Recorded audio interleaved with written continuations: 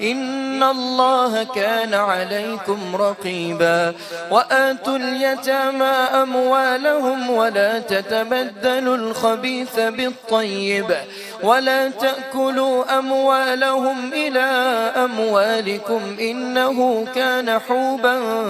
كبيرا وإن خفتم ألا تقسطوا في اليتامى فانكحوا ما طاب لكم من النساء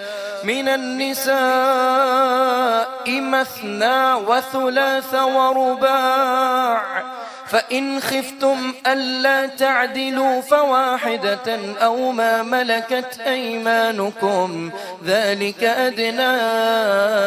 ألا تعولوا وآتوا النساء صدقاتهن نحلة فإن طبن لكم عن شيء منه نفسا